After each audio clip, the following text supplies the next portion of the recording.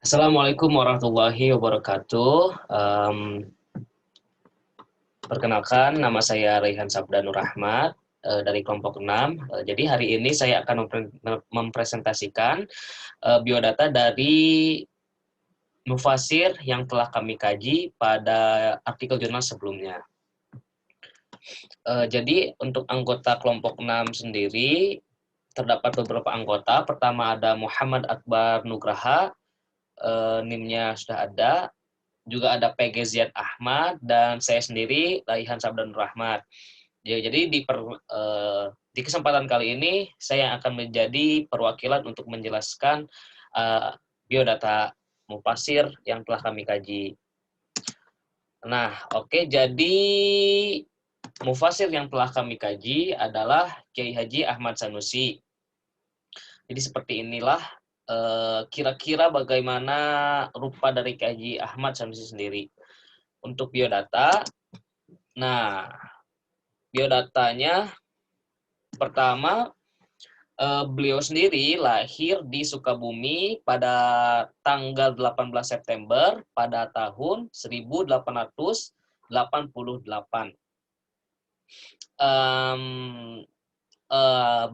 Beliau juga merupakan seorang mufasir, tapi ternyata setelah kami kaji lebih lanjut, ternyata beliau juga merupakan seorang pejuang kemerdekaan. Terbukti pada era Soeharto beliau mendapatkan bintang Mahaputra Utama, yang mana bintang ini merupakan sebuah penghargaan yang diberikan kepada orang-orang yang telah berjasa di bidang keperjuangan gitu loh. Juga di eranya Presiden Susilo Bambang Yudhoyono, beliau mendapatkan Mahaputra Adi Pradana.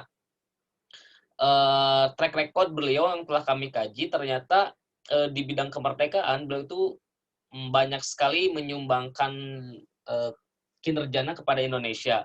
Pertama, beliau banyak berkutat di organisasi-organisasi keagamaan, seperti beliaulah yang mendirikan PUI dan mungkin prestasi terbesar beliau di bidang kemerdekaan sendiri menurut kami adalah beliau mampu masuk ke badan BPUPKI atau Badan Persiapan Kemerdekaan Indonesia. Dan yang kita lansir dari Tirto ID, ternyata di BPUPKI pun Kiai Haji Ahmad Sanusi sendiri sangat berjasa. Waktu itu dikisahkan bahwa terdapat perbedaan pendapat antara di antara anggota-anggota BPUPKI, yang mana waktu itu memperdebatkan mengenai Pancasila yang sila pertama yang mengenai ketuhanan itu. Nah, berkat Kiai Haji Ahmad Sanusi sendiri, akhirnya semua perdebatan itu pun berakhir dengan damai dan lancar gitu. Mungkin kalau di bidang tafsir atau di bidang pendidikan gitu, Kiai Haji Ahmad Sanusi sangat-sangat terkenal gitu.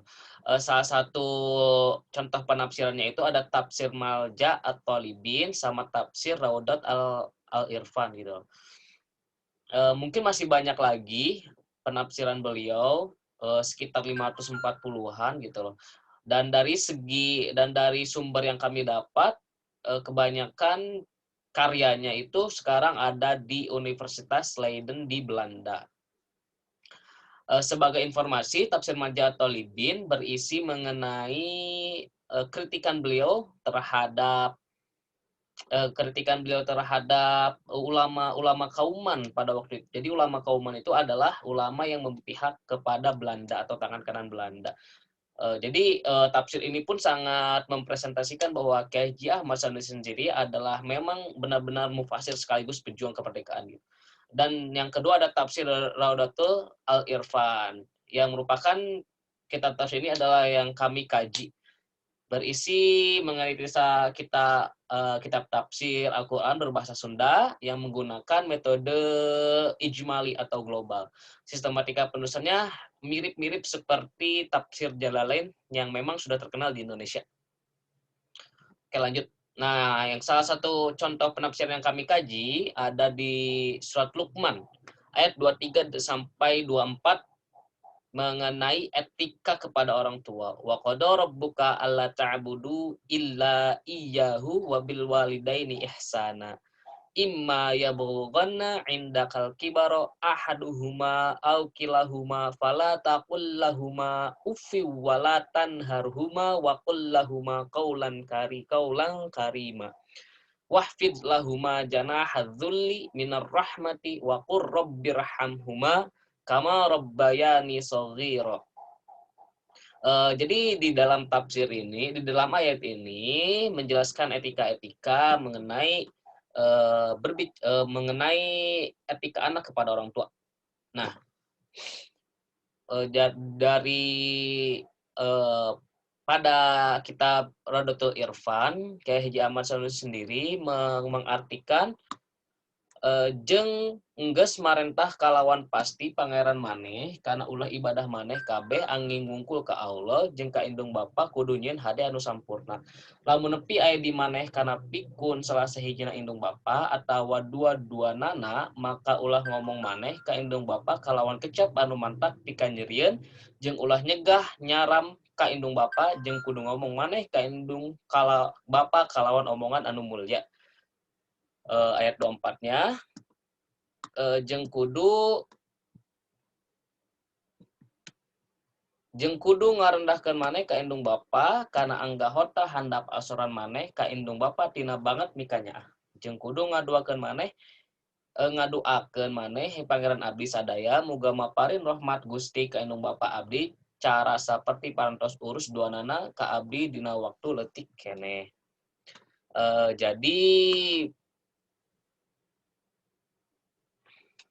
Jadi pada penafsiran ini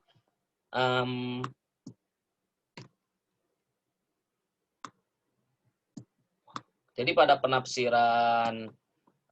penafsirannya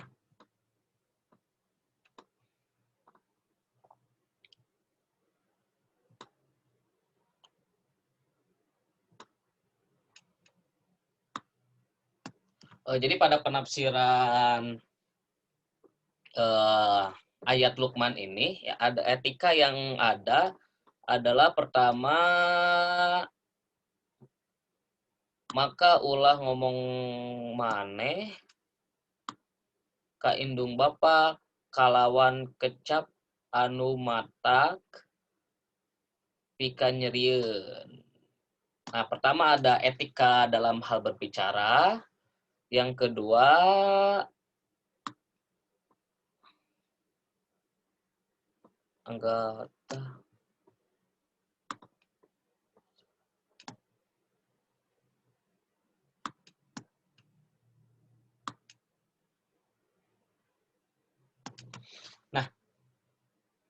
jadi etika yang ada pada ayat ini pertama ada di ayat 23 mengenai etika berbicara dan di ayat ke-24 mengenai perintah untuk merendahkan diri di hadapan orang tua.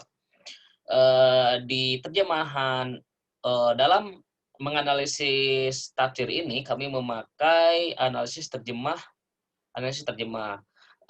Kita bandingkan antara terjemahan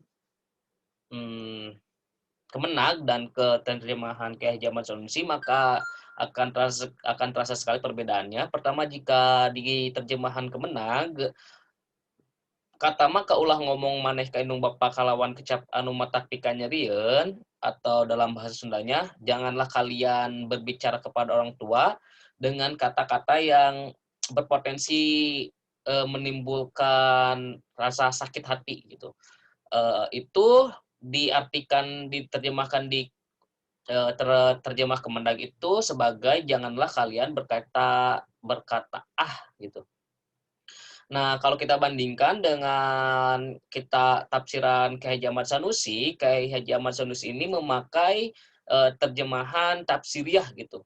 Jadi terjemahannya akan sangat luas sekali dibandingkan dengan terjemahan Kemenag. Apalagi jika kita sambungkan dengan konteks budaya Sunda, kecap atau kata yang menimbulkan sakit hati itu kan banyak gitu. Tidak hanya kata-kata kasar, seperti yang sering kita dengar gitu, tapi juga terkait dengan penggunaan undak-usuk bahasa. Penggunaan undak-usuk bahasa yang salah juga berpotensi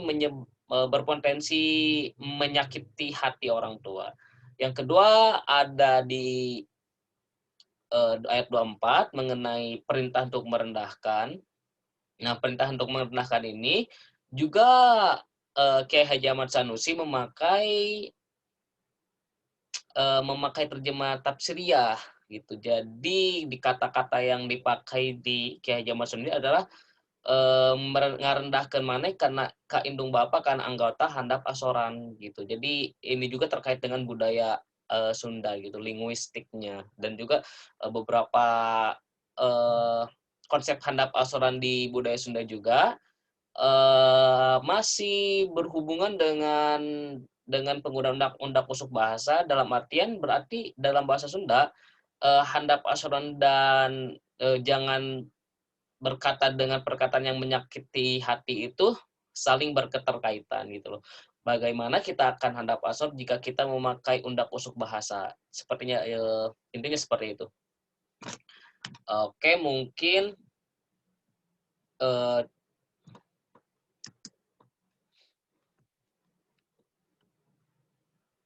eh, cukup sekian apa yang bisa kami sampaikan. Kurang atau lebihnya mohon maaf. Wabillahi taufiq wal hidayah. Assalamualaikum warahmatullahi wabarakatuh.